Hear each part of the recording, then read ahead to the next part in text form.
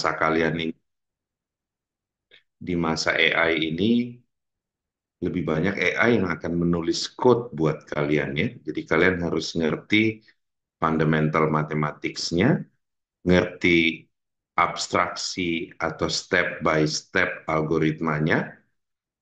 Selebihnya AI akan bantu kalian nulis code sesuai dengan pemahaman kalian terhadap code yang akan dia generate. Ya. Jadi human dan AI harus bekerja sama karena untuk menulis code secara manual bisa dibilang saat ini AI udah lebih baik melakukan itu. Oke? Jadi nanti dengan teaching assistant coba kalian bisa belajar dari buku ini. Kalau ada yang suka pakai Rust, silahkan pakai Rust. Kalau ada yang lebih suka pakai Python, silahkan pakai Python. Oke? Language bukan lagi barrier. Kalian bisa tulis di any code yang kalian mau. Oke, kita start. Minggu kemarin kita udah belajar tentang machine learning problem. So, machine learning problem bisa dibuat paradigmanya. Ada tiga bagian besar, supervised, unsupervised, reinforcement learning. Ini kalau kita lihat dari bagaimana features atau variabel dan labels ketersediaannya di dalam data. Kalau kita bilang dia punya full features dan label, kita sebut supervise karena ada labelnya yang mensupervisi bagaimana kita menemukan pola di dalam data. Unsupervised terjadi karena kita nggak punya supervisi atau bantuan dari label. Kita cuma punya features dalam data. Jadi cuma punya datanya aja gitu ya. Bagaimana dengan reinforcement learning? Reinforcement learning terjadi kalau labelnya itu datang dari feedback dari environment. Ya, ini kita akan bahas di advanced machine learning pada saat kita belajar reinforcement learning ini. Saya harap itu udah selesai, kalian pelajarin. So, bagaimana kalian mengolah data? Bidang ini sering disebut data engineering.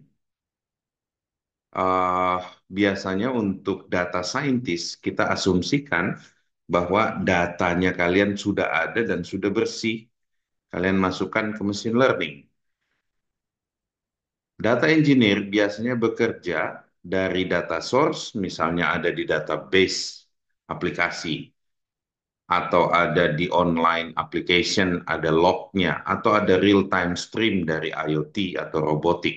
Ya, maka data itu harus kalian capture, ya. Kalau datanya selalu terupdate, kalian harus bikin feedback loop, ya. Setelah itu kalian masukkan ke dalam data pre-processing. Apa yang dilakukan dalam pre-processing itu biasanya kita melakukan exploratory data analysis, kita plot, kita lihat ada missing value nggak, mau diapain nih missing value-nya. Kita lihat apakah variabelnya ada categorical, atau variabelnya ada teks, bisa nggak kita jadiin vektor dulu atau numerical, kita lakukan dimensionality reduction dan lain-lain. Kita akan ada satu kuliah tentang itu, ya, tentang exploratory data analysis, ya. Ini yang kita lakukan di data pre-processing. Setelah itu kita lihat features-featuresnya, yang mana yang mau saya masukkan ke dalam machine learning. Baru saya masukkan ke model machine learning. Ada banyak sekali model machine learning, bukan cuma satu. Mungkin kalau dengan varian-variannya ada ribuan. Mungkin kalau dengan kategori-kategorinya ada ratusan. Ya, tapi kita akan pelajarin beberapa yang memang penting untuk kalian ketahui dalam classroom. Selebihnya, waktu bekerja, kalian harus bisa menggunakan AI mencari algoritma-algoritma lainnya. So, pemilihan algoritma, apa yang membuat kita pilih satu algoritma dan lain itu berdasarkan hasil training dan evaluasi. Ya, sekarang juga ada yang disebut automatic machine learning, jadi dia yang cariin kita model yang terbaik. Oke, mostly dalam training machine learning itu biasanya akan ada optimization. Ada satu bentuk loss function yang kita optimize. pakai gradient descent atau teknik-teknik optimisasi lainnya.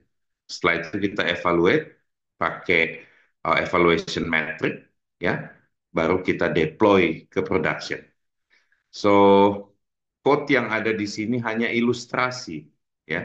Kalau kalian paham proses tersebut di atas, kalian bisa minta ke AI bahwa saya punya data dari Kaggle, CSV file, coba lakukan apa step by step yang kalian lihat di sini, itu dia bisa lakukan saat ini. AI udah lebih baik melakukan itu dibanding kita semua digabung dalam kelas ini, melakukan itu secara manual, saya bet AI akan lebih baik.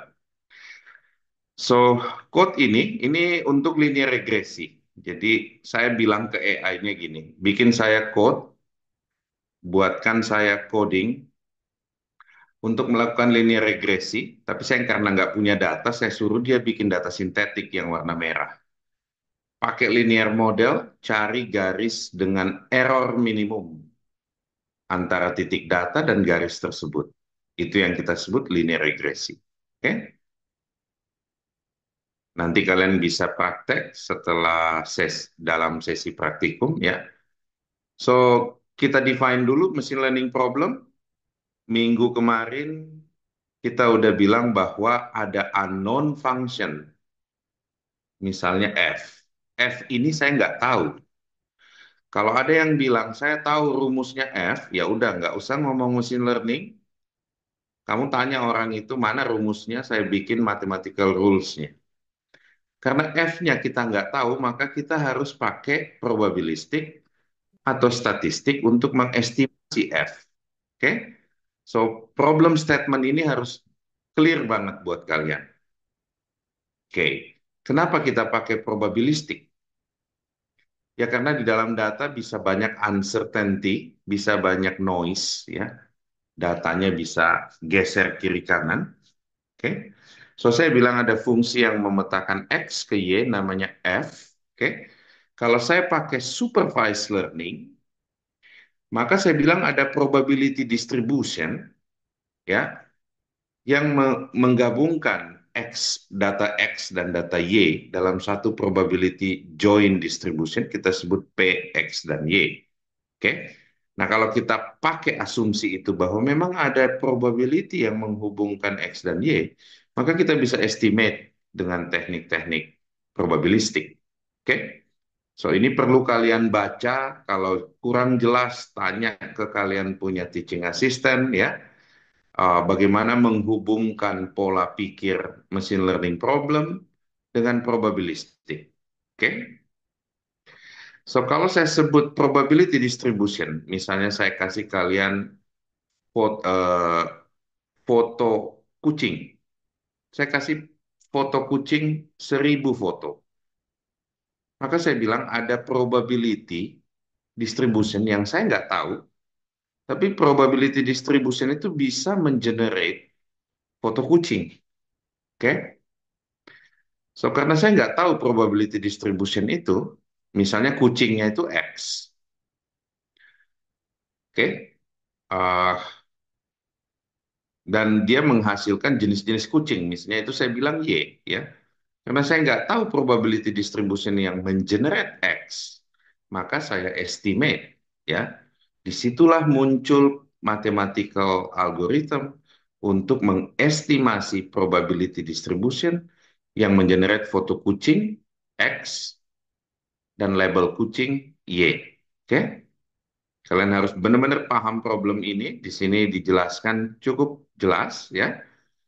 Untuk kalian bisa pahami bahwa memang data itu pasti ada probability distribution yang mengenerate. Oke? Dan kalau kita bilang seperti itu, maka label itu juga ada probability distribution-nya. Kalau probability distribution label yang Y ini kita tahu, which is labelnya kita tahu, misalnya ini kucing British Shorthair, ini kucing kampung, gitu ya. Maka kita bisa menebak dengan data yang ada, fungsi yang memetakan X ke Y. Oke? Diulang-ulang konsep ini supaya kalian benar-benar ngerti, bisa menjelaskan bahkan ke anak kecil, kenapa kita harus pakai probability di dalam uh, machine learning. Oke? So, coba kita lihat lebih jauh tentang X-nya tadi. Kalau saya bilang X di-generate oleh satu probability distribution yang unknown, nah X-nya ini sebenarnya hanya bisa masuk ke komputer kalau dia bentuknya vektor. Oke? Kalau dia bentuknya teks, komputer nggak ngerti. Jadi kita harus bisa translate data X, misalnya foto kucing, menjadi vektor supaya bisa masuk ke dalam komputer. Ya, ini kasih contoh tentang contoh-contoh code. Nanti kalian bisa latihan juga. Terserah teaching assistant akan pilih contoh code yang mana. Jangan takut menulis code, karena at the end AI yang akan menulis code buat kalian. Kalian harus takut kalau tidak ngerti ini konsepnya apa sih, ya. Maka kalian nggak bisa generate code. Ini beda sekali dengan zaman saya belajar dulu. Kalau saya dapat simple code seperti ini dari majalah misalnya info komputer, itu berminggu-minggu saya ngulik-ngulik code itu untuk paham. Sekarang waktu zamannya kebalik. AI menulis code lebih baik, ya. Semua code di sini di generate by AI, either itu GPT atau Claude. Jadi nanti kalian akan belajar gimana bikin AI code, ya. Jadi bagaimana membuat AI code buat kalian. Oke. So setelah kalian pilih machine learning model,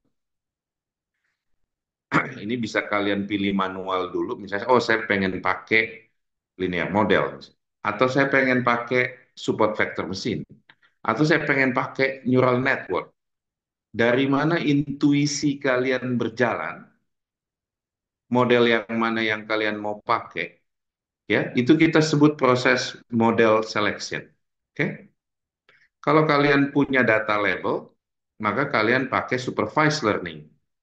Kalau labelnya ada sebagian doang, nggak lengkap, kalian bisa pakai teknik-teknik semi-supervised learning, biasanya gabungin supervised dan unsupervised. Ada di tengah dia. Tapi kalau labelnya benar-benar nggak ada, maka kita cuma punya X tadi, ya. Apa yang kita bisa lakukan kalau nggak ada labelnya? Ya paling kita lakukan clustering, dimensionality reduction, ya. Nggak banyak yang kita bisa lakukan kalau labelnya nggak ada. So, pemilihan model secara manual bisa kalian lakukan, atau kalian pakai automatic machine learning yang akan memilih model, mengcompare evaluation metricnya sehingga dia bisa ngasih tahu sebaiknya pakai SVM atau pakai model yang lain. So, flow-nya seperti ini. Oke. So, bagaimana proses trainingnya? Dari model dipilih, train modelnya, evaluate, cross validation. Kalian harus ngerti calculate metric di sini, ya. Apa itu akurasi? Bahwa tebakan machine learning dengan true label dibandingkan perbedaannya dinilai akurasinya. Apa itu precision? Apa itu recall? Apa itu F1? Ya. Ini semua metrik-metrik ini perlu kalian pahami, pakai nalar kalian, ya, sehingga kalian bisa punya intuisi. Ya. Ada pengetahuan yang kalian cuman sebatas pengetahuan. Oh, saya tahu di situ ada Gunung Rinjani. Tapi kalau kalian pernah ke Gunung Rinjani, kalian punya intuisinya, ya. So, waktu belajar sebaiknya kalian build intuisinya, nalarnya, sehingga kalian punya instingnya, intuisi. Oke, di sini ada rumus-rumusnya. Again, jangan panik sama rumus-rumusnya dan tidak perlu dihafalin, ya. So, misalnya saya bilang akurasi sama dengan TP ditambah TN dibagi TP ditambah TN ditambah FP ditambah FN. Oke, apa ini TP? Apa ini TN? Ya, so kalau saya bilang machine learning bisa menebak label, kalau saya kasih dia data baru pada saat dia sudah selesai di training, ya, untuk case klasifikasi biasanya kita pakai akurasi, precision, recall, dan F1 score. Ada rumusnya, nanti kalian bisa minta. Coba kasih rumus akurasi, ya, berdasarkan untuk klasifikasi akan muncul di persamaan ini. Oke, akurasi biasanya mengukur apakah model itu benar-benar benar, ya. prediksinya. Oke? Jadi kalau misalnya saya punya tahu label benarnya, hasil prediksi machine learning misalnya keluarannya saya bilang Y, aksen, Y star atau Y aksen, sementara true labelnya saya bilang Y, maka akurasi itu membandingkan Y aksen dan Y. Oke?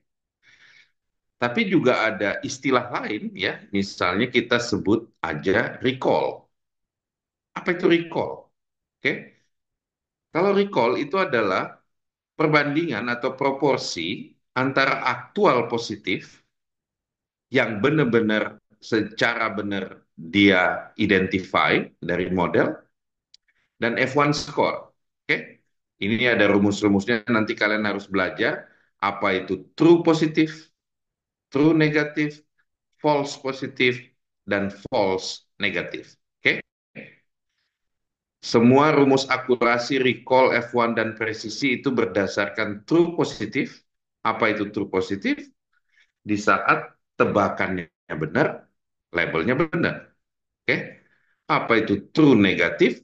Ya, tebakannya benar, labelnya salah. Oke? Di saat saya kasih label yang salah, tapi dia menebak benar dari modelnya. Apa itu true positif, true negatif? Ya, kalian harus bangun intuisi kalian di situ ya. Setelah itu rumus-rumusnya kalian tinggal panggil, minta code-nya. Coba evaluate model saya pakai F1 score, recall, dan lain-lain. Oke? PR kalian di sini adalah membangun intuisi, nalar kalian, ya, bukan cuma pengetahuan, bukan cuma menghafal. Apa itu akurasi? Berdasarkan true positif, true negatif, ya, dan false positif dan false negatif. Bayangkan kalian punya data, ada yang di-train, namanya training data, kalian punya label, true label, ya, nanti akan ada hasil prediksi model, ya, yang disebut true positif, true negatif itu bagaimana hasil prediksi model dengan true model dikombinasikan. Oke, saya lanjut. Kadang-kadang kita juga pakai cross validation. Bahwa kalau saya punya data, modelnya udah selesai saya training, ya. Waktu saya training, saya punya data misalnya sejumlah N, itu saya bagi-bagi beberapa fold. Misalnya K-fold, K-nya bisa satu, dua, tiga, dan lain-lain. Misalnya setengahnya saya train, setengahnya jadi testing. Ya, bisa juga ada yang bilang 70-30, 60-30, ya. Ada juga yang pakai K-fold, dia bagi senilai K, dia puter-puter di situ yang mana di train, yang mana di test. Ya, itu yang disebut cross validation menggunakan K-fold. Setiap machine learning model pasti melakukan optimisasi. Ya, jadi kalau misalnya saya punya model, saya sebut misalnya F theta, theta parameter model. Theta ini pasti bentuknya parametrik, ya. Dan kalau saya masukkan suatu data X ke F theta, saya bisa atur-atur tetanya selama training. Kalau udah saya selesai training, tetanya ini udah fix parameter modelnya. Bagaimana saya mencari parameter model yang final, itu kita udah bahas minggu lalu. Bahwa final function yang mengapproximate unknown function di pelajaran minggu lalu ya, itu adalah yang errornya minimum. Kalau saya tulis dalam bahasa matematik, bahwa cari theta yang meminimumkan suatu loss function. Loss function kita define sebagai mean square error untuk regresi dan cross entropy untuk klasifikasi. Oke? Bagaimana kita menebak nilai theta atau parameter theta, parameter model, ya kita bisa pakai biasanya banyak model yang menggunakan gradient descent. Gradient descent bilang, tebak dulu nilainya di awal, nanti update nilai tetanya dengan dikurangi learning rate, nabla di sini, dikali gradient, laju perubahan loss function terhadap perubahan kecil dalam parameter theta. Oke? Ini kalian baca, nanti by the time kalian akan paham. Jangan belajar dengan menghafal karena besok juga lupa. Oke? So, dalam proses machine learning, biasanya kita define optimization problemnya, define objective function, pilih-pilih loss function. Setelah itu kita lihat bagaimana loss function bisa kita minimumkan untuk mencari fungsi hipotesa yang paling mendekati F. Karena F kita nggak tahu, dan kita nggak akan pernah tahu, dan tidak ada seorang pun yang tahu. Oke? Ini mungkin kalau digambarkan dalam bentuk diagram. Diagram ini digambar menggunakan mermaid ya, dengan prompt juga, dengan AI juga yang menggambar ini ya.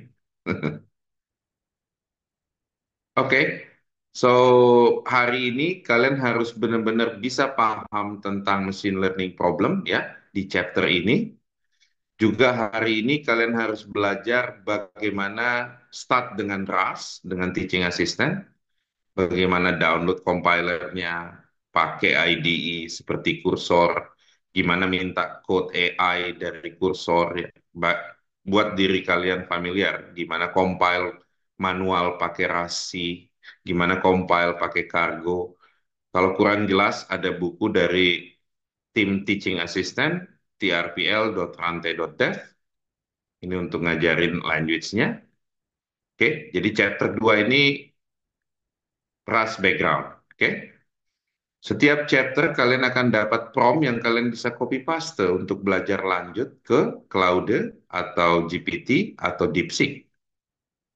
Oke? Kalian juga akan ada hands-on practice. Kalian bisa paste ini ke ChatGPT dan lihat bagaimana dia bekerja, ya. Dan pahami. Setelah itu reproduce supaya jalan dengan baik. Oke, saya harap bukunya akan terus di-maintain oleh teaching assistant kalian. Masih ada kekurangan di buku ini. Misalnya reference belum ada, matematiknya masih kurang, karena masih terlalu banyak praktikal. Semoga di masa-masa depan di perkuliahan mesin learning di Telkom bisa terus kita revisi buku ini, ya.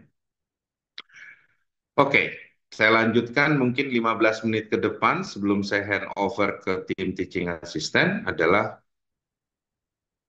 banyak algoritma di dalam machine learning itu berhubungan dengan mathematical level SMA. Saya ulangin, matematik level yang dibutuhkan hanya di level SMA. Jadi jangan pernah katakan bahwa kalian nggak bisa machine learning karena terlalu matematik. Karena matematika levelnya cuma level SMA. Selebihnya komputer yang lakukan. Komputer, kalau kalian punya komputer di rumah, ambil obeng, buka komputernya, kalian akan lihat di dalamnya ada disk, ada CPU, ya, ada memori, oke.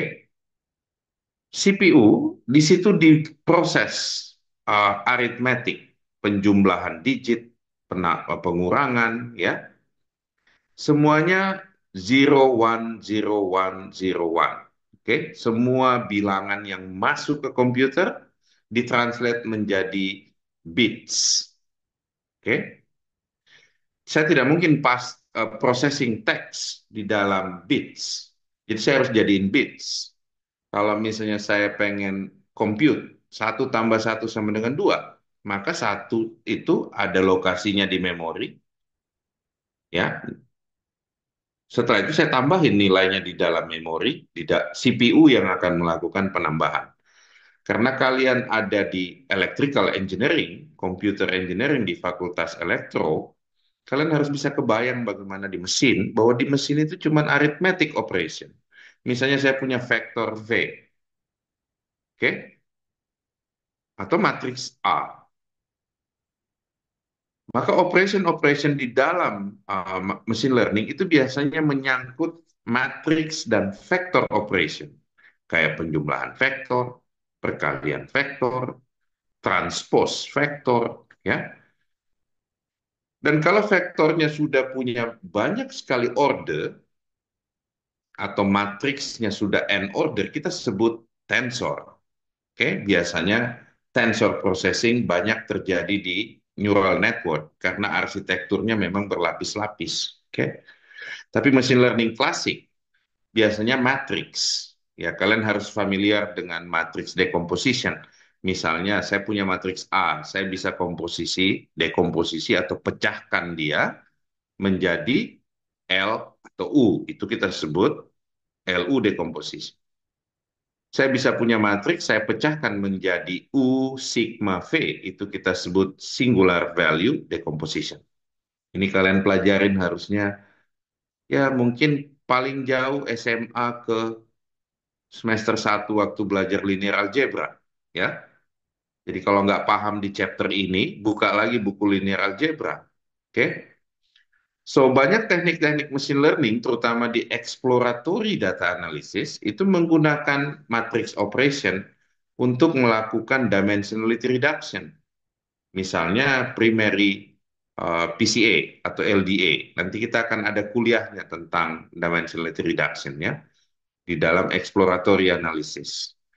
Oke, hari ini kalian harus menyelesaikan chapter ini dan RAS. Oke, nanti pertemuan berikutnya kita akan bahas lebih lanjut mengenai exploratory data analysis dan data visualization.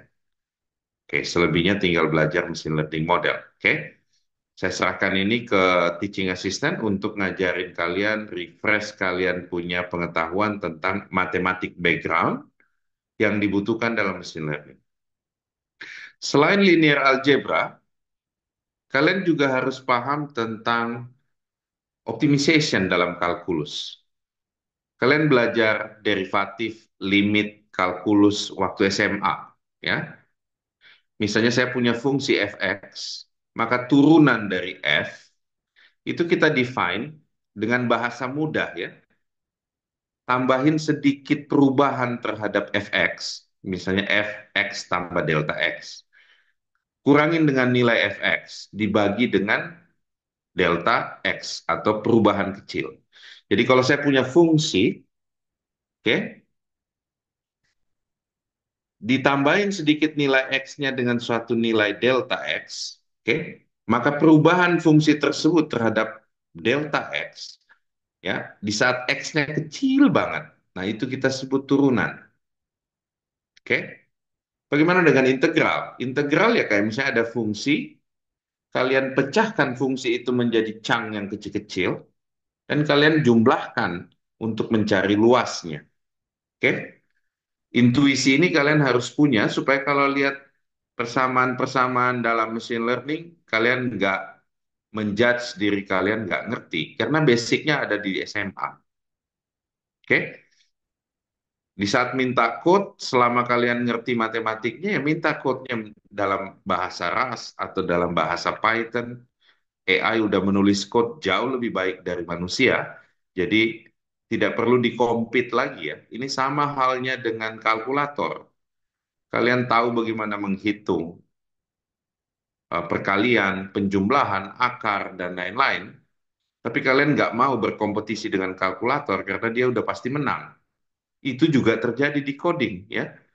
Pada saat kalian code menuliskan konsep menjadi bahasa pemrograman, AI udah lebih baik. Jadi jangan bercoba mengkompetisi bahwa saya bisa menulis code lebih cepat dari AI, itu udah pasti kita tahu kalian akan kalah. Oke? Sebaiknya kalian balik ke matematik, belajar matematik supaya kalian bisa minta AI menulis code sesuai dengan konsep matematik yang benar. Ya, jangan sampai kalian ikutin di luar sana bilang bahwa AI itu kayak pemrograman. Ya, sama sekali enggak. AI menulis code untuk dirinya sendiri kalau kalian mengerti matematiknya. Oke, ada beberapa konsep probability dan statistik juga harus kalian refresh. Ini juga harusnya di electrical engineering kalian sudah belajar. Lihat-lihat lagi bukunya hanya untuk refresh. Bahwa kalau ada probability P, A or B, kita bisa jumlahkan. Oke, atau kita bisa produk atau kalikan. Atau kita pakai bias rule. Probability bisa kita dekati dengan fungsi yang kita ketahui seperti normal distribution, Gaussian distribution, dan lain-lain. Mungkin waktu kalian belajar probability statistik, kalian nggak ngelihat ini buat apa sih diajarin di electrical engineering. Tapi pengetahuan ini yang membedakan engineer itu capable atau uncapable. Oke? Karena dengan intuisi probability statistik, dia melihat problem di lapangan pada saat mendesain chip atau mendesain server atau membuat firmware, ya, semuanya mathematical knowledge, ya. Nah, ini yang biasanya di skip atau tidak diperhatikan pada saat di kuliah-kuliah awal. Jadi sebaiknya kalian refresh dengan benar mathematical requirement di sini supaya di chapter-chapter berikutnya kalian bisa paham. Oke? Kalau kurang paham lagi dari penjelasan saya percayakan ke Farel Dava untuk bisa didik kalian lebih baik karena waktunya lebih banyak dari saya. Oke? Next, linear model dan least square. Ini juga matematik konsepnya, ya. Kalau saya sebut linear model, artinya apa? Coba lihat persamaan di sini. Y sama dengan beta nol tambah beta 1 X1 dan seterusnya. Kita sebut dia linear model karena ada hubungan linear antara input variabel, which is X di sini, dengan output variabel atau target atau label yang kita sebut Y. Coba lihat, dia linear modelnya X sama dengan X transpose B. Ya, beta parameter modelnya. Selama ada linear relationship antara X ke Y, itu kita sebut linear model.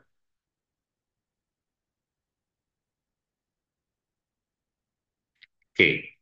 Once kalian ngerti matematiknya, code-code ini bisa kalian generate dengan sangat mudah ya. Nanti kalian coba belajar lebih lanjut. Selebihnya nanti kalian akan belajar numerical method. Kalau saya punya fungsi X, fx, gimana ngitung gradiennya? Gimana ngitung integralnya? Ya, ini juga AI udah menulis code dengan lebih baik ya untuk masalah numerical computing. Di dalam machine learning juga banyak sekali discrete matematik dan graph algoritma. Kalian harus refresh tentang graph algoritma. Oke, that's it di chapter 3. Di chapter 4 ini pelajarannya lebih simple, cuman belajar library-library apa seperti Linva, oke, yang sering dipakai di Rust. Kalau di Python kita pakai scikit-learn, ya, dan library-library Python lainnya seperti NumPy dan lain-lain. Saya tidak mendikte kalian harus pakai Rust. Tujuannya kita buat buku ini pakai Rust karena kalian ada di electrical engineering. Suatu saat kalian akan bekerja membuat IoT, sensor, microcontroller, membuat robot, ya. Bahasa yang dipakai orang-orang itu adalah system language. Mungkin Python good untuk misalnya prototyping the algorithm, tapi kalau kalian pengen deploy mendekati ke metal atau ke mesin, kalian harus bisa bahasa pemrograman yang low level. Karena C dan C++ bisa dikatakan banyak yang tidak safe-nya di code, maka saya pilih Rust. Oke? Sini kalian akan belajar Linva untuk machine learning, Polars untuk visualisasi. Oke? Kalau di Python, ya scikit-learn dengan matplotlib. Ya. Untuk linear algebra, di Rust ada nullgebra, ya, sama ND array. Ini mirip dengan NumPy. Ya. Once kalian tahu library-library ini, ya kalian bisa minta code-nya dengan menyebutkan library yang kalian butuhkan. Misalnya bikin code tentang ini pakai Linva, bikin code pakai ini pakai NDRI. Oke? Code-code ini di-generate oleh AI dengan pemahaman yang saya miliki dan teaching assistant miliki. Ya ini hasilnya. Ya. Bagaimana dengan neural network dan deep learning? Ternyata PyTorch itu punya TCH binding ke RAS, namanya TCH. Kalian bisa implement PyTorch code di RAS, ya, which is neural network. Oke, so saya rasa cukup dari saya hari ini. Selesaikan part one karena minggu depan kita udah mulai masuk ke exploratory analysis dan masuk ke machine learning model. Ya, jadi sebelum masuk ke machine learning model harus ada satu sesi mengenai exploratory data analysis dan data visualization. Setelah itu kita udah berdiskusi tentang model. Kalau kalian pengen belajar secara visual dulu, silahkan pakai Orange. Kalau kalian lebih senang code, langsung minta ke GPT atau Claude, Anthropic Claude atau DeepSeek. Kalian bisa langsung pakai AI untuk menulis code, ya. Jangan menulis code manual karena nanti akan lama, ya, dan belum tentu lebih baik. So, saya harap kalian bisa prompt engineering yang baik. Untuk itu mungkin kalian bisa praktekin beberapa teknik prompt. Saya akan kirim ke grup uh, cara-cara prompting untuk dapatin code dengan mudah. Ya, oke, saya stop sampai di sini. Sebelum dilanjutkan oleh Farel dan Dava, ada pertanyaan dari kalian sebelumnya?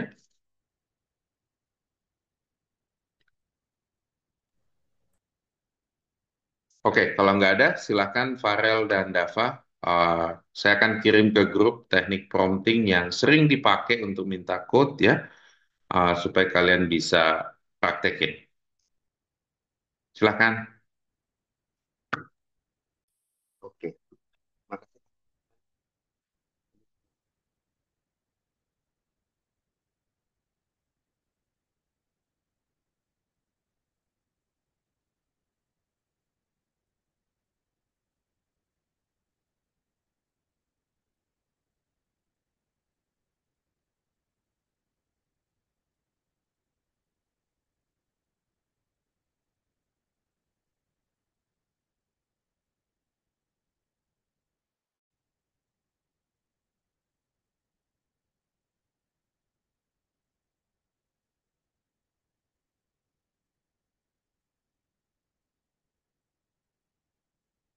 Cek, cek. Oke, selamat pagi semuanya. Kita sekarang akan coba buat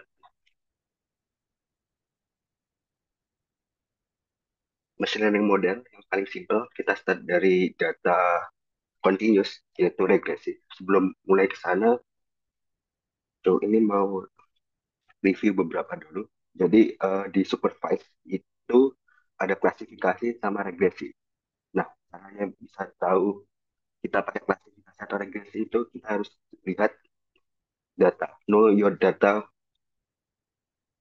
Eh, di semester kemarin itu beberapa banyak yang belum bisa, jadi sampai akhir semester tetap salah terus. Jadi kalian, cara paling gampang itu kalau klasifikasi data target itu discrete.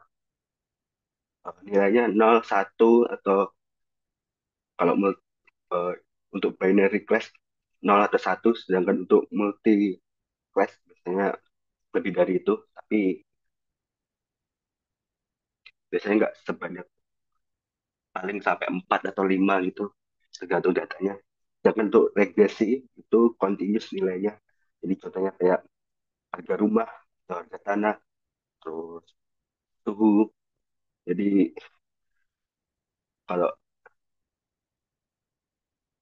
kita review di kelas kalkulus itu, kalau fungsi katakan continuous itu, kalau kita bisa gambar fungsinya tanpa eh, build- apa namanya, tanpa stop gitu, jadi terus build apa, draw draw functionnya. Jadi kalau regresi gitu, jadi kalau umpama datanya tiap target itu nilainya fungsi continuous, itu biasanya langsung cut ke regresi.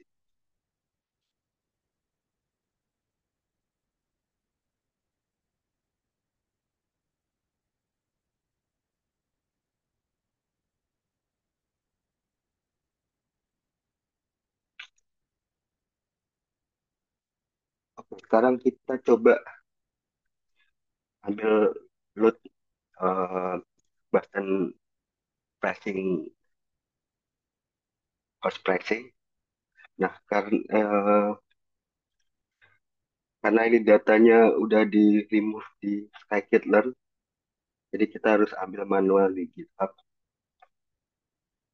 Ini linknya, Boston pricing. Jadi kita masukkan ke URL CSV karena ini datanya CSV, terus kita baca di data.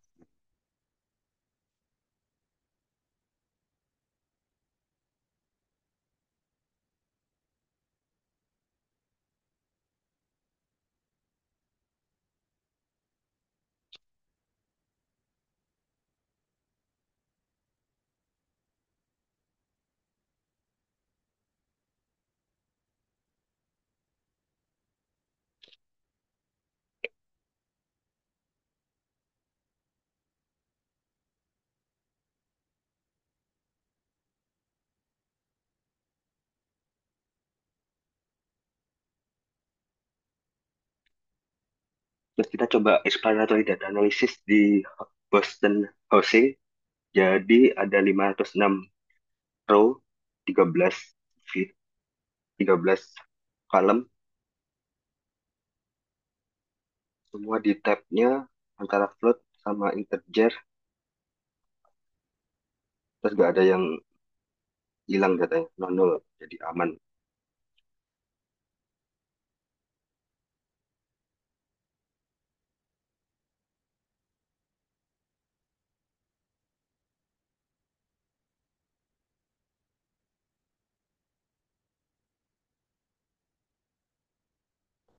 Terus setiap fitur yang ada kita coba cari korelasi dari eh, fitur ke targetnya. Targetnya kita pakai MDP. Eh, Bisa dilihat di sini yang punya korelasi positif itu fitur kolom ZN, Chess, RM, Dis sama yang B. Untuk yang korelasi positif kuat ada di RM,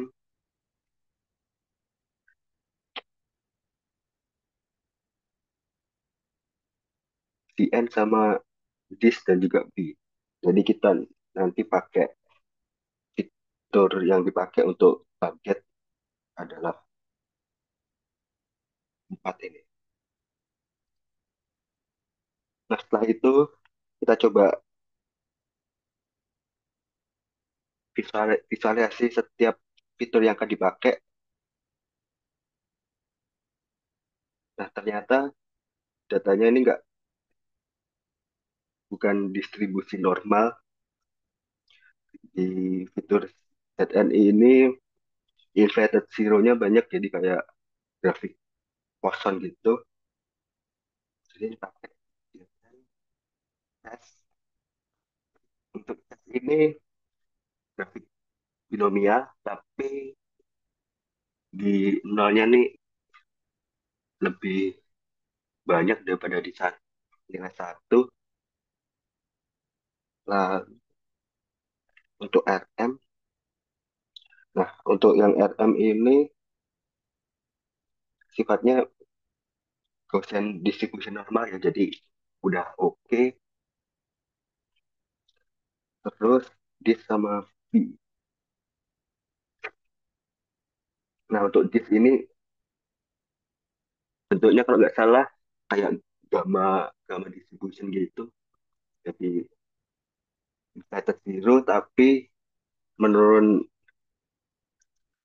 tiap angka ke kanan. Jadi sedangkan untuk Poisson tadi yang ZN dia nilai di inverted zero-nya banyak, sedangkan yang lain jadi minoritas gitu. Lalu kita coba yang B.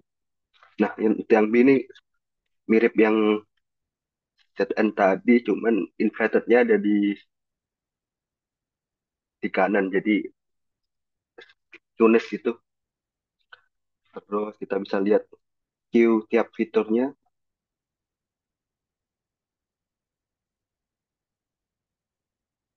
Nah, ini karena ada yang minus, ada yang plus, dan bentuk distribusinya macam-macam. Lalu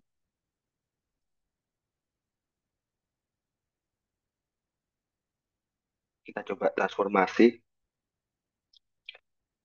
Ini pakai Yo Johnson. Sebenarnya kalau di machine learning itu field eksperimen, jadi kalian harus coba-coba. Kadang pakai Yo Johnson nggak bagus, coba yang lain. Explore aja di ChatGPT. Kayaknya di buku machine learning ini belum ada untuk fitur engineering. Mungkin nanti kami TA-nya bikin video gitu, saya post di YouTube, ntar kalian bisa belajar fitur engineering sama fitur selection. Nah, ini equation. Jadi kalau nilai Y lebih dari nol dan nilai gamanya tidak nol, kita pakai equation Y plus 1 times nilai lambda.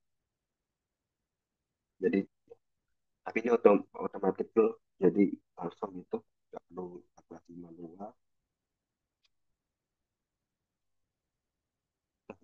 Nah, ini transformasi.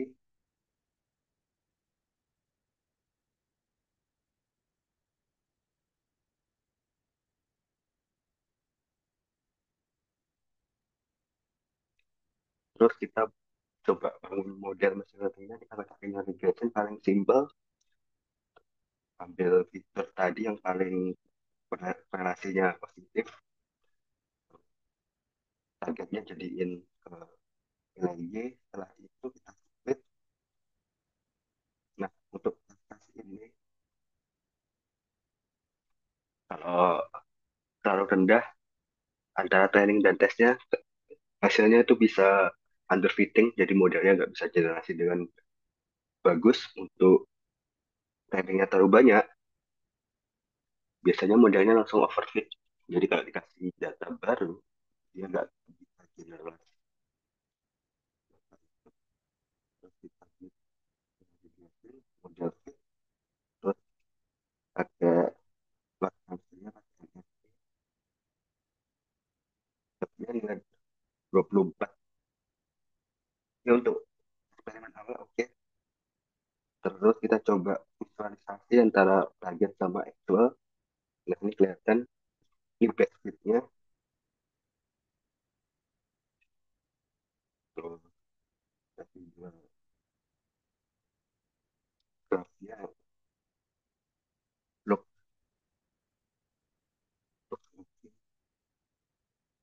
So, ada pertanyaan nggak?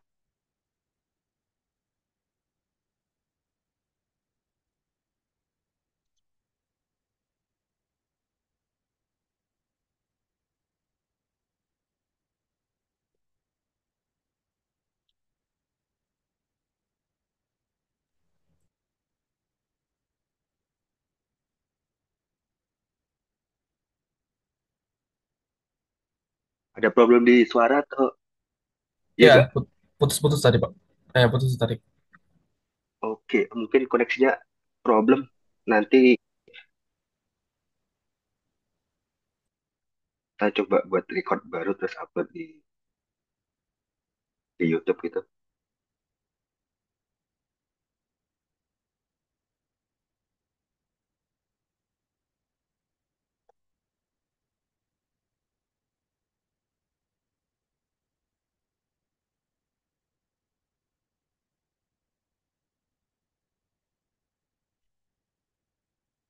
Sama collabnya nanti saya upload di GitHub kalau udah rapi, ini beberapa ada yang perlu diperbaiki. Sama mau discuss untuk tugasnya.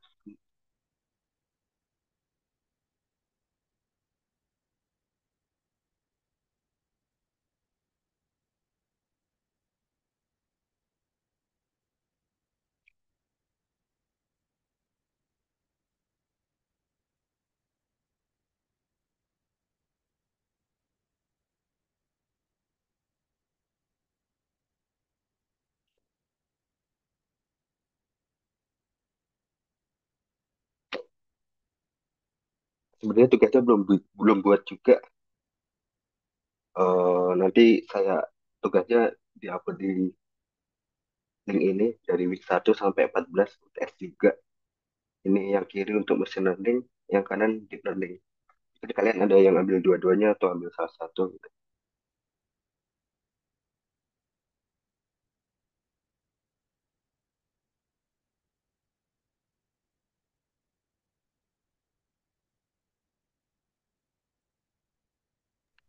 Maaf Kak, ini lihat di mana nih Kak? Bentar, bentar. Oh,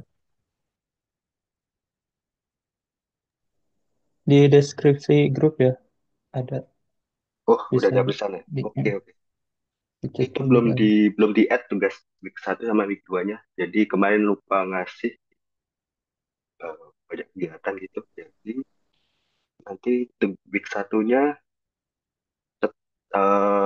deadline-nya tetap 2 minggu.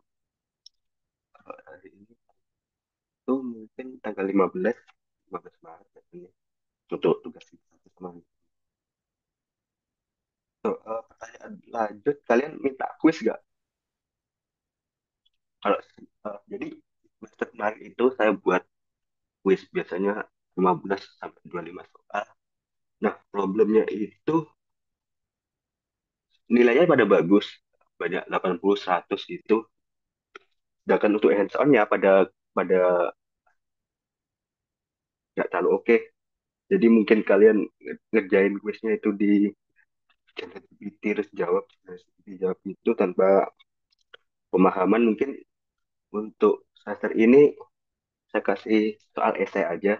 Jadi itu soalnya related untuk tugas hands on juga. Jadi kalau kalian paham benar di quiz, tinggal jadi hands on tugasnya juga.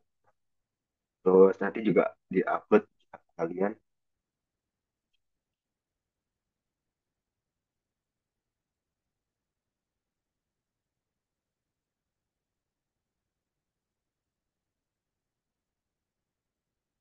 Tuh, ada pertanyaan lagi? maaf Pak. Minggu lalu saya nggak datang. Apa-apa aja yang harus di-download software gitu atau apa? Oke,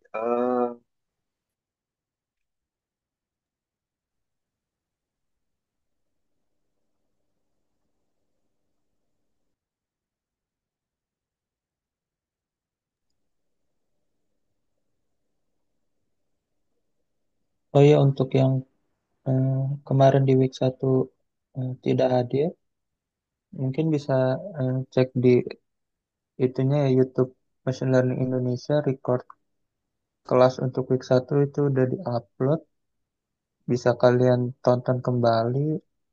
Mungkin kalau untuk software kita paling menggunakan Google Colab ya. Kalau untuk menggunakan Python untuk belajar machine learning-nya, jika kalian tertarik juga untuk belajar bahasa pemrograman Rust, kalian bisa siapkan pakai Visual Studio Code, kemudian install Rust-nya ya di laptop kalian. Itu kalian bisa cari ininya, official Rust-nya, kemudian eh, diinstal melalui terminal Windows kalian, atau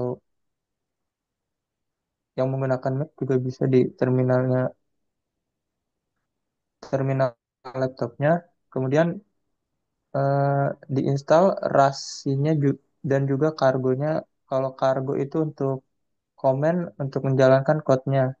Jadi ketika kalian membuat code itu dimasukkan code-nya di dalam file main.rs di Visual Studio Code. Nah, nanti kalian di Visual Studio Code buka terminal, lalu arahkan ke folder yang berisi code RAS kalian. Nanti nanti arahin misal cd nama foldernya, lalu kalau udah di dalam folder tersebut kalian bisa cargo run atau cargo build untuk ngebuild, kalau cargo build untuk membuild crate, yaitu ya library library yang dibutuhkan agar code-nya bisa berjalan. Kalau cargo run juga sama aja. Kalau cargo run itu langsung sekaligus ngebuild dan ngerunning code-nya. Nah, jangan lupa cargo.toml-nya itu diisi juga, itu untuk crate-nya, yang library yang harus dibutuhkan itu kalian harus ya masukin agar code-nya berjalan. Nah, kalau misal ada error, kalian juga bisa langsung tanya aja ke ChatGPT atau Claude. Claude bagus sih untuk ngoding juga. Dan bisa nanti kalian coba setelah kelas ini selesai. Oke, Ya itu bisa yang buat dilanjut. Rust ya. Jadi Rust itu optional sebenarnya. Kita ini pakai Python. Mungkin nanti IE-nya kami bikin video praktikal atau buat sesi di luar kelas gitu. Kalau kalian mau join, mungkin malam atau bebas lah. Kita tentu jadwalnya aja. Oke, jadi minggu kemarin itu kalian harus ngisi data ini. Yang paling penting reponya make sure kalian buat terus. Nah, reponya kalian namain nama kelas, bisa learning atau kalian ambil di learning gitu. Terus nanti buat folder. Nah,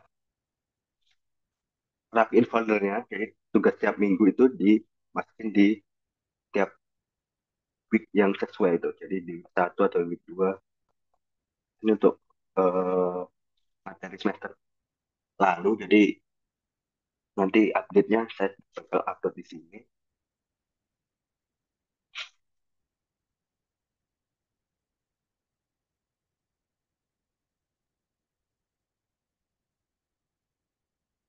Terus, nah di sheet selanjutnya ini ada tabel nama, nilai tugas. Jadi ntar kalau tugas sudah kelar, kami nilai, terus kasih feedback mungkin ada problem di mana, fixnya gimana gitu. Terus sama feedback kalian, jadi umpama kalian ada problem sama nilainya atau tanyain kenapa segitu gitu di sini. Kalau semester lalu feedbacknya itu ngechat buat problemnya kalau chatnya mahasiswanya banyak, jadi sering tenggelam gitu nggak kebaca.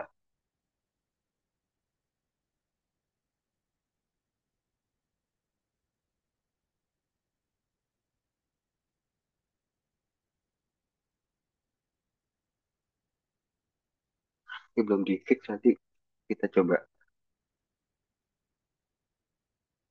benerin semuanya. Terus rubrik nilainya juga coba kami berikan jadi biar clear gitu. Oh ya, untuk semester ini tugasnya ada individu, kalian build, nanti kasih data set itu kalian build modelnya sampai proper, and then ada tugas kelompok, jadi kalian reproduce book, code dari bukunya itu. Biasanya ada 7 atau 10 chapter, terus kalian ya mostly kayak gini. Cuman yang ini ternyata kemarin untuk tugas perbaikan nilainya banyak yang kurang gitu.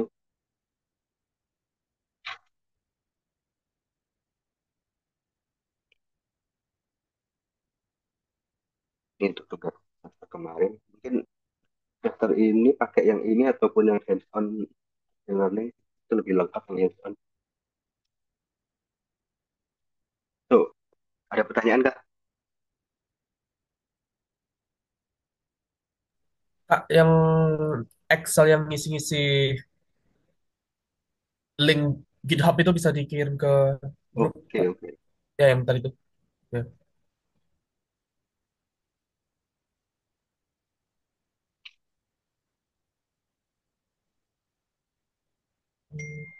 Sama selain ChatGPT, apalagi AI yang bagus untuk nanya-nanya kode gitu, Pak. Karena Coba DeepSeek. DeepSeek itu lumayan oke. apa namanya?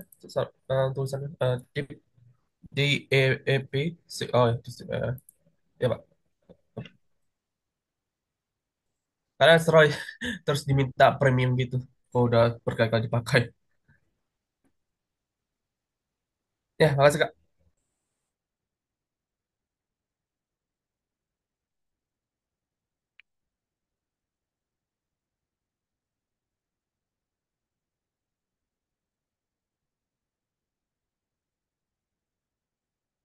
Ada pertanyaan lain kah? Oke, mau nambahin. Jadi kalau kalian kebanyakan ini kan udah mahasiswa tingkat akhir ya, probably kalian ambil capstone. Jadi kalau kalian capstone-nya related sama machine learning sama deep learning, kalau mau minta bantuan atau tutor atau ngerjain let's build together gitu, bisa kalian eh, chat di grup aja dulu, mention TA-nya, terus kita discuss dulu bentar. Kalau kita deal bisa bantuin eh, apa buat grup baru gitu. Jadi nyantai aja kalau mau butuh bantuan atau butuh tutor lagi di luar kelas. Soalnya materinya banyak juga. Terus kita juga pengen kalian benar-benar bisa, nggak cuman eh, kelar kelas dapat nilai lulus terus, tapi setelah itu bingung mau ngapain.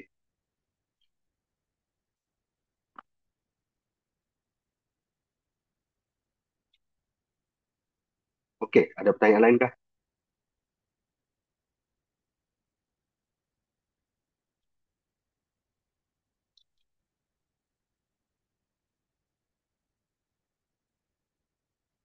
Ini waktunya masih ada lumayan. Java,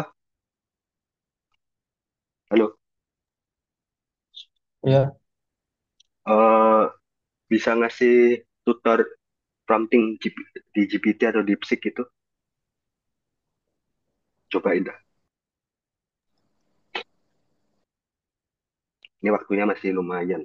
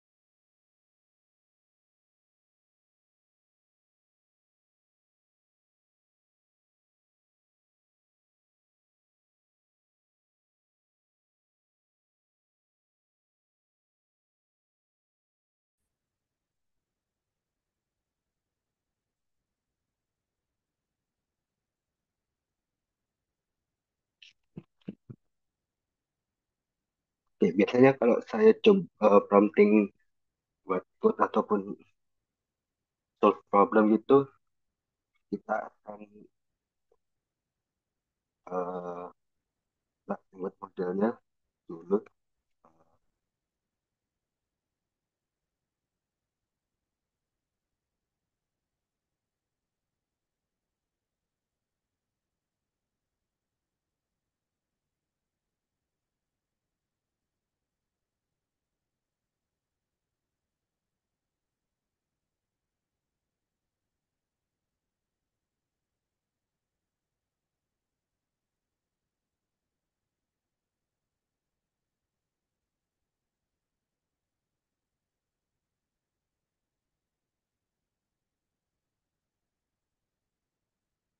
Jadi kita assign dulu dia sebagai machine learning engineer senior, terus kita kasih tasknya buat code untuk generate dataset lalu buat model machine learning.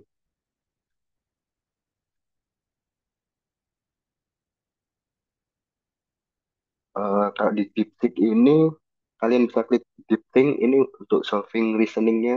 Jadi dia reasoning tiap. Oke, kita coba bandingin antara pakai DeepSeek sama enggak.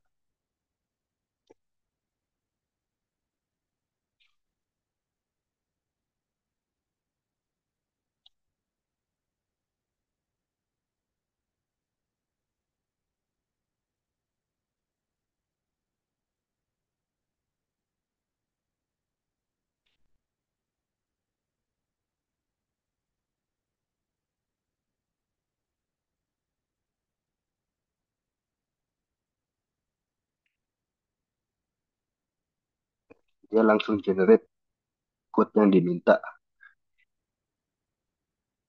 Tuh, ini dari import library, terus dia build database-nya, dan kawan-kawan. Ini untuk input, jadi kalian bisa input sendiri.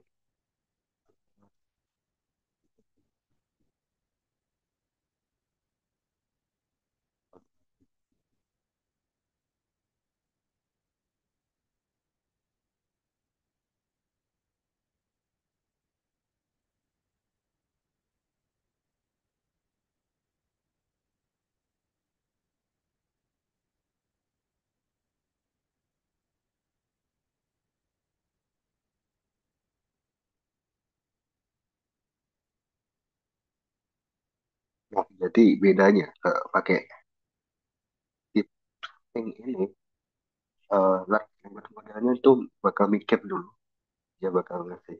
Nah, ini dia mikir, jadi usernya mau dia access ini, terus dia kasih code,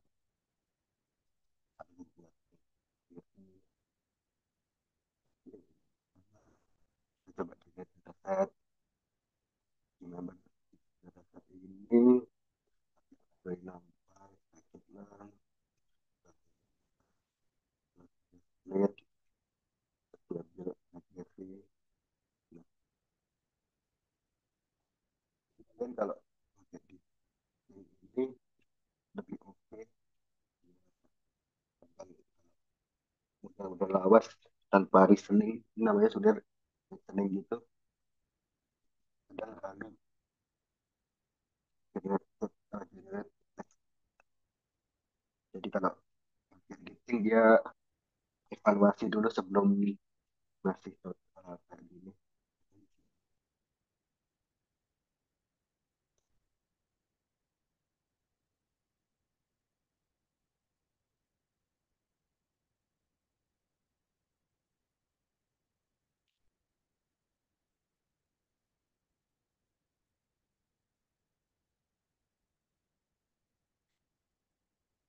Model reasoning di DeepSeek ini lebih open, lebih terbuka daripada di ChatGPT. Kalau ChatGPT langsung tanpa kelihatan, jadi langsung kelihatan outputnya aja yang keluar.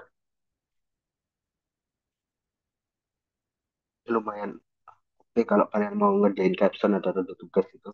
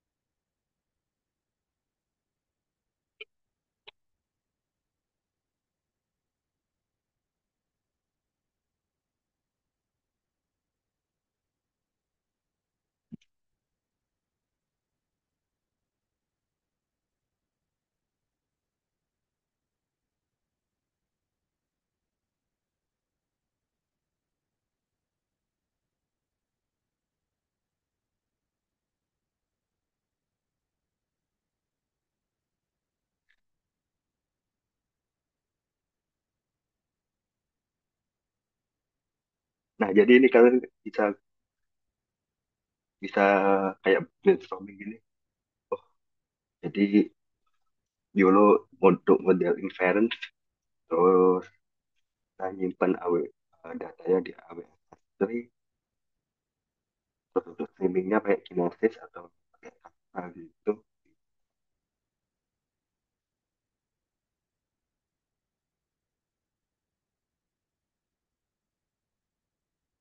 Untuk SCD-nya pakai code build, code deploy, monitornya pakai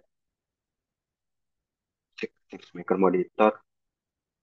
Jadi dia jelas lengkap gitu. Nah, setelah itu baru kasih outputnya. Jadi dari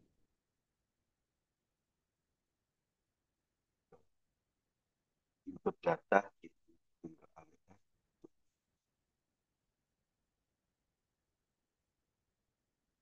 Mungkin nanti kalau kelas yang deep learning kita coba build yang end to end. Kalau misalnya mungkin monitoring aja. Nah, kalian nanti cobain sendiri prompting-prompting ini. Lumayan bisa brainstorming kak di ini gratis kak, beda kak di GPT ada kuotanya gitu. Kalau mau nambah perlu ditipet atau yang tuh, ada pertanyaan kak? Bebas menanyain apapun. Oh kak, se- tadi saya lihat pertanyaannya bahasa Indonesia, tapi kok tadi jawabannya sempat bahasa Inggris ya? Atau belum Nah, iya, di-translate tadi? iya. eh nah gini, kalau yang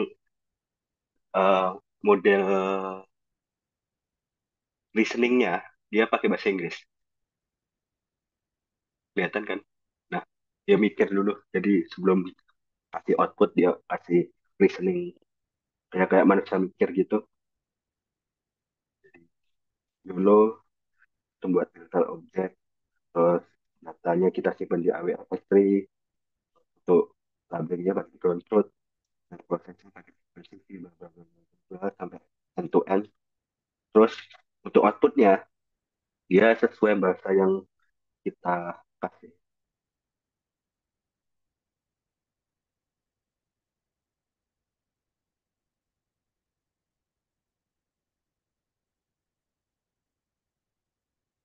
Kita coba kalau kayak tadi.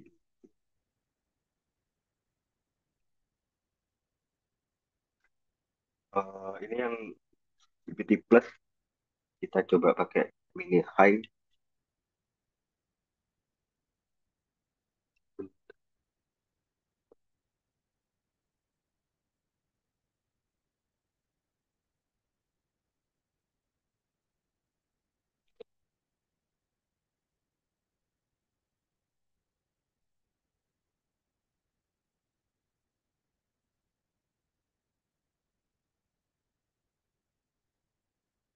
Nah, kalau di ChatGPT itu reasoningnya nggak terlalu mendalam, dia jelas gitu.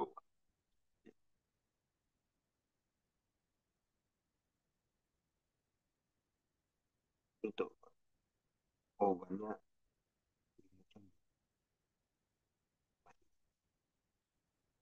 bisa bandingin nanti pakai ChatGPT, DeepSeek atau Claude.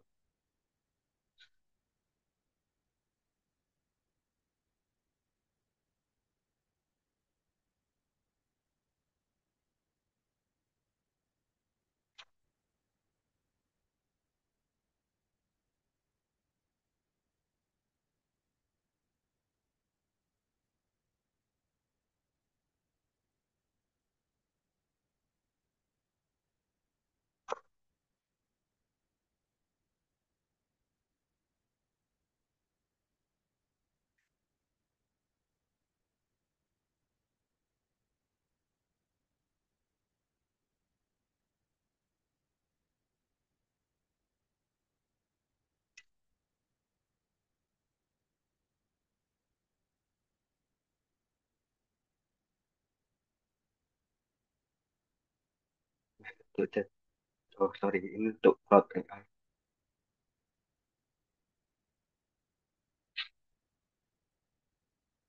So far menurut saya paling advance itu yang DeepSeek. Ini juga free. Ya, perlu subscribe. Oke, pertanyaan lain kah?